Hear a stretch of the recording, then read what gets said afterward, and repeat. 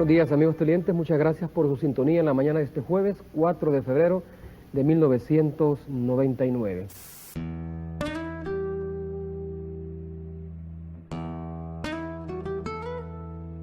El día de ayer, a altas horas de la noche, concluyó la sesión plenaria que se dedicó para discutir y debatir por todas las fracciones legislativas la reforma al artículo 1 de la Constitución que había sido aprobada por la legislatura anterior en abril de 1997 y que debía ser ratificada con mayoría calificada por esta legislatura.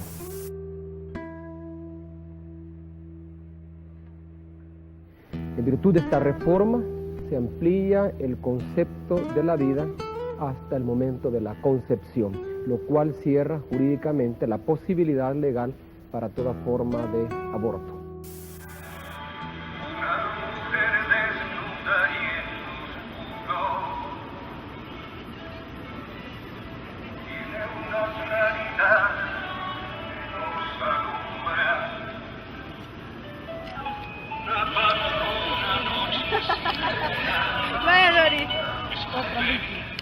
Católicas por el derecho a decidir, estamos realmente preocupadas que la Asamblea Legislativa, presionada por la jerarquía católica, penalizara en 1997 todas las formas que hasta entonces eran legales para interrumpir el embarazo.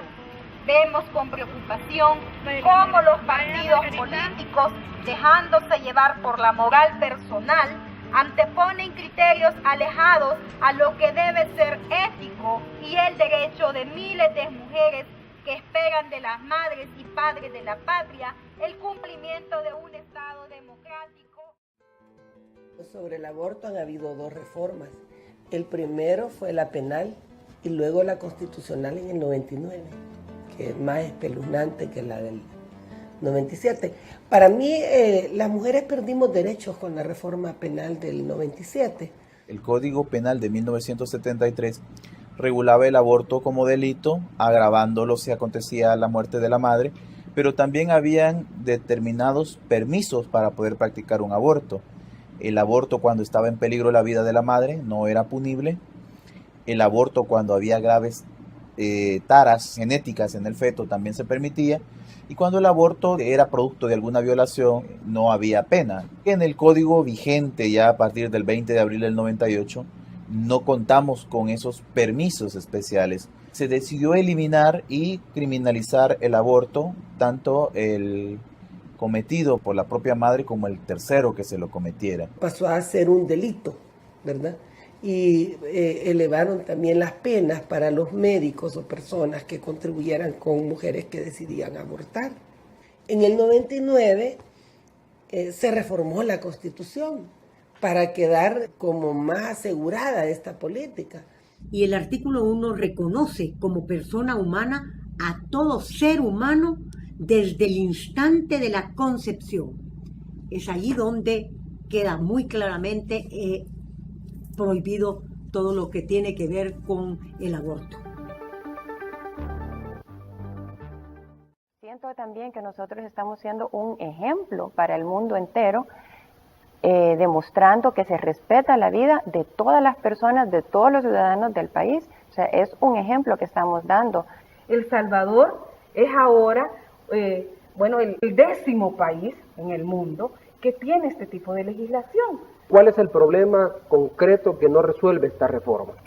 A ver, se supone que esta reforma estaría orientada a intentar disminuir las interrupciones de los embarazos o a prohibirlas prácticamente. Pues lo único que hace es condenar una práctica y volverla más clandestina, porque no desaparece. El aborto es algo que va contra la naturaleza de todo ser humano. La vida humana comienza desde el momento de la fecundación porque la ciencia nos demuestra, por método científico, que hay un ser vivo individual, biológicamente hablando. Y hay un individuo, puesto que todas las partes por separado trabajan para mantener el todo.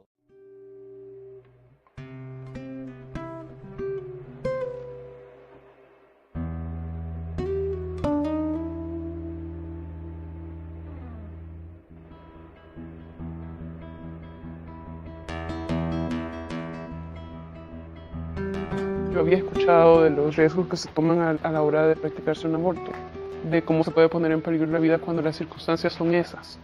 No hay clínica, si hay algún sangramiento, pues no hay ayuda médica real. Por una amiga mía me enteré de una persona que realizaba abortos. Ella me dio el teléfono, yo le llamé. Ella recogía a las personas en un lugar público que podía ser el Metrocentro, Metrosur, y que de ahí ella me conducía hasta su casa y que ahí se llevaba a cabo el procedimiento. Así me lo explicó. Ya cuando llegué ahí al lugar donde el punto de encuentro, ella llegó con su familia en un carro con su esposo y sus hijos, me llegaron a recoger, luego me llevaron a la casa. Ella tiene una habitación privadita. Yo me sentí muy vulnerable, tenía mucho miedo de no salir de ahí. Te tienes que enfrentar a ese miedo y exponerte realmente, exponerte a que algo suceda, a que las cosas salgan mal. Un detalle que sí me acuerdo en ese momento era el dolor que yo sentía y de la frialdad con la que esta persona realizaba la extracción del producto, como ella le dice. Que esas palabras me quedaron muy grabadas. Entonces sí, todo eso pues realmente causa muchísima inseguridad. Me costó $500 el pago por el aborto.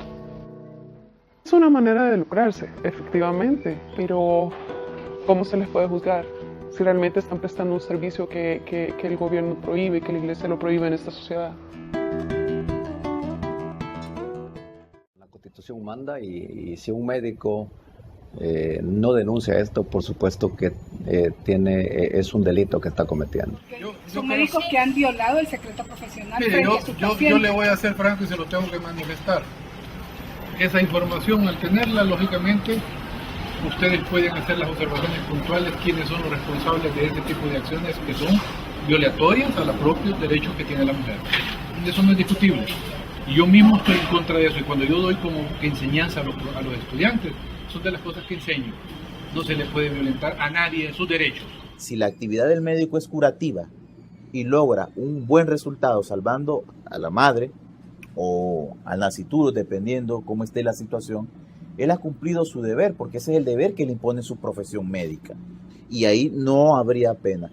A mí no me contrató la Fiscalía, ni mucho menos la Policía Nacional Civil. Aquí, si alguien se hizo algo, lo que se haya hecho, no me interesa. Lo que me interesa es curar a la paciente. Evidentemente, si el doctor llega a esa conclusión en un estado y que el único camino posible es practicar el aborto para salvar la vida de la madre, estaría justificado por el cumplimiento del deber o por el estado de necia. Está más claro que el agua. Piensa que educar en sexualidad es malo, ¿verdad? Que educar en sexualidad lo que genera es promiscuidad. Y entonces eso hace que realmente no se dé una educación sexual realmente liberadora, ¿verdad? Sino que sea con muchos prejuicios y tabúes también. ¿Qué es la mejor forma de prevenir los embarazos inesperados? ¿Qué es la mejor forma de prevenir el aborto? Educar la voluntad de los adolescentes, que sepan tomar decisiones libres y correctas, que sean decisiones verdaderamente responsables, porque eso que llaman salud sexual y reproductiva no es tomar una decisión responsable y andar teniendo relaciones sexuales con todo el mundo, acostarse con todo el mundo, tomando anticonceptivos como solución para ese problema. Sabemos que hay casos de mujeres que están pagando cárcel por abortos inseguros o por situaciones como el caso de Karina Clímaco. La salud sexual de la población ha sido seriamente castigada en este país por las políticas nacionales de salud. Ha sido un divorcio total del Estado con las poblaciones vulnerables en todas las dimensiones. Han tenido a nuestra población en total ignorancia con respecto a cómo tener relaciones íntimas, con total empoderamiento y siendo dueñas y dueños de nuestros cuerpos. Estamos seguras que la nueva ministra de Salud que se viene acercando en este momento está comprometida con la salud integral de las mujeres. Esperamos que el nuevo gobierno impulse la prevención de embarazos en adolescentes y la educación sexual sin prejuicios.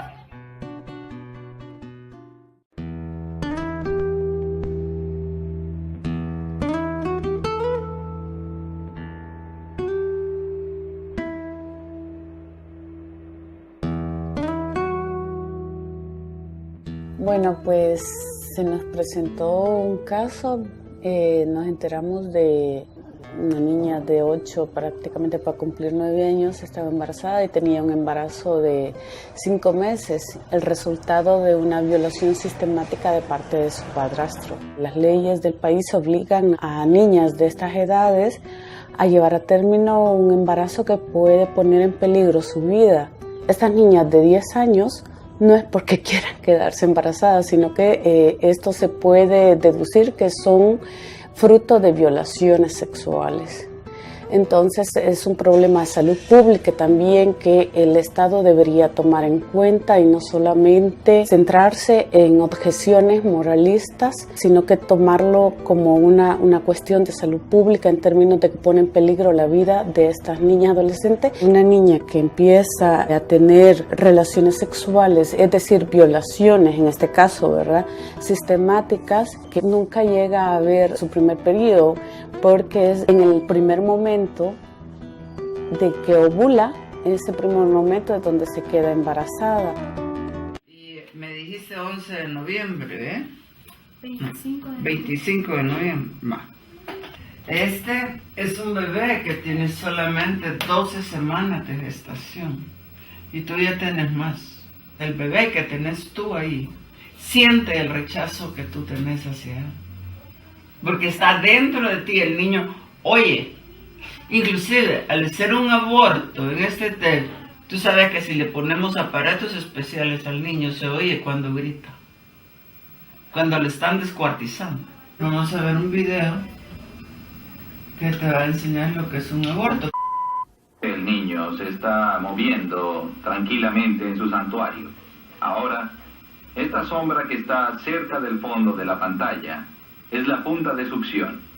Esta punta de succión que ustedes ven moviéndose violentamente hacia atrás y hacia adelante en la parte inferior de la pantalla es un instrumento letal que finalmente destrozará al niño. Ahora está desprendiendo sistemáticamente el cuerpo de la cabeza. Para que pueda salir el niño por unas mangueras de succión, hay que descuartizarlo. ¿Saben lo que es eso? Arrancan la cabeza. Le quitan la cabeza, le arrancan los bracitos, le arrancan las manos, para que pueda pasar por una manguera. Las partes del cuerpo son destrozadas una por una. Todo lo que queda son fragmentos del cuerpo y de la cabeza. Esta es demasiado grande como para pasar por el instrumento. Para esto será necesario introducir este instrumento llamado forceps de pólipo en el útero a través del cuello del útero ya dilatado. Entonces el abortista tratará de asir la cabeza del niño que se encuentra flotando libremente en el útero entre los anillos de este instrumento. Luego aplasta la cabeza y se remueve el contenido de ella. Finalmente los huesos. Ahora, el aborto ha llegado a su fin.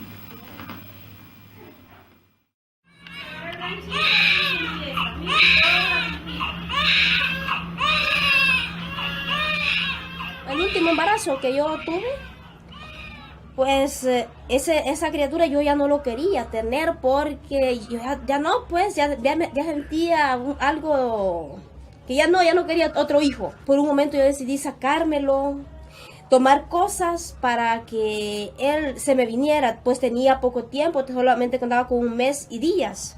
Pero después pensé, dije yo, no, es mejor tenerlo, es cierto que tengo ya 6 niños, pero con este que voy a tener quizás es el que me va a dar de comer a mí, es el que me va a enterrar cuando yo muera, mejor no lo voy a tener. Y así fue, pues, y lo tuve, pues ahora, gracias a Dios, es el que me da buenas notas en la escuela. Él solo me dice mother, por decirme madre me dice mother en inglés. Y él dice que él va a ser alguien muy especial. Él me dice muchas cosas muy bonitas, que él va a estudiar, que él va a ser abogado, dice, y que el dinero que gane me lo va a dar a mí, que vamos a vivir en una casa mejor que la que tenemos. Y es que él me da tantas ilusiones. Nunca me esperé esa sorpresa de él. cuando que yo no lo quería tenerlo. Pero gracias a Dios, Dios no permitió eso y ahí está mi hijo y me siento muy feliz de haberlo tenido. Nadie tiene derecho de quitar la vida, solamente Dios, Dios la da y Dios la quita.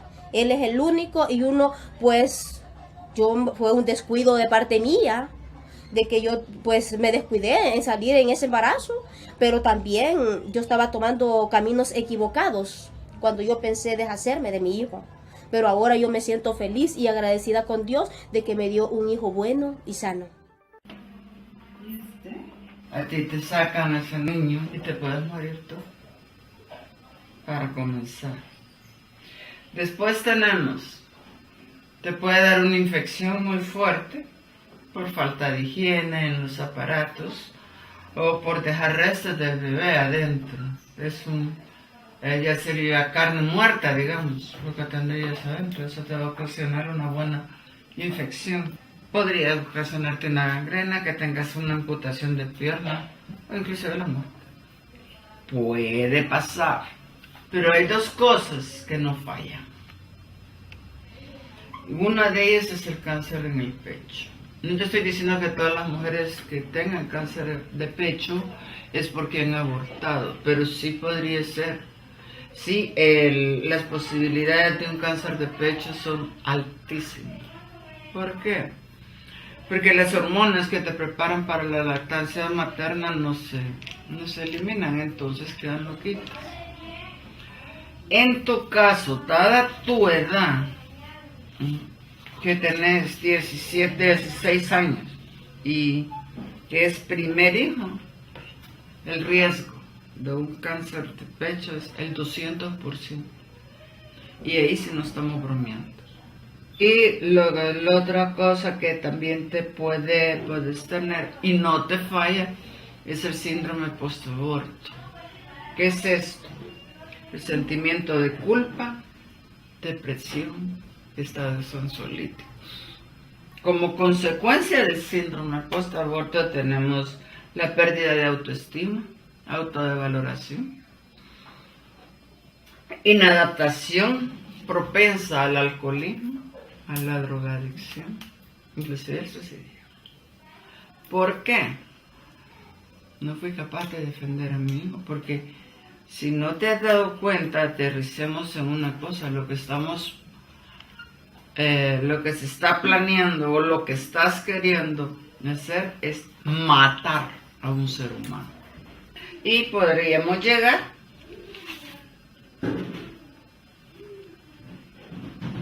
a la cárcel.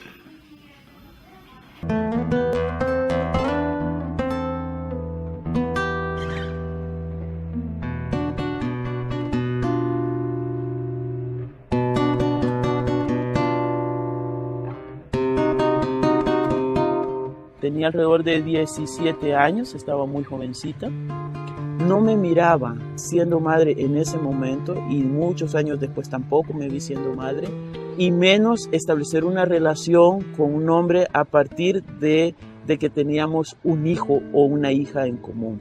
Tenía proyectos personales, tenía un proyecto de vida que no incluía el ser madre. Sin embargo, cruzando la puerta de donde me hicieron la intervención médica, ahí vinieron mis conflictos.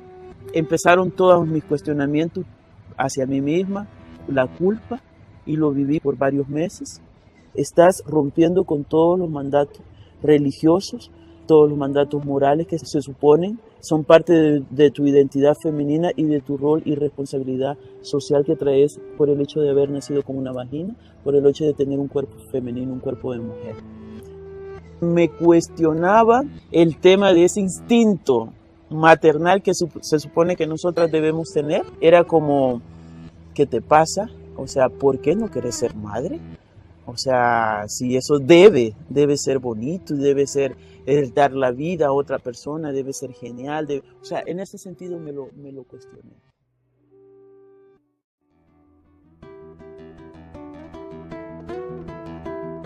El 98% de la población, de acuerdo a las encuestas de opinión, no están de acuerdo con el aborto. Y eso implica, por lo tanto, ir en contra de cualquier iniciativa que legalice el aborto. tal manera que mi posición como gobernante, que debe de responder al sentir general de la población, es que no vamos a promover desde el Ejecutivo ninguna iniciativa que lleve finalmente a la legalización del aborto, porque incluso eso nos enfrentaría no solo con el sentir de la población, con la misma Constitución de la República, que de acuerdo a la enmienda que se aprobó, considera que la vida comienza desde su concepción.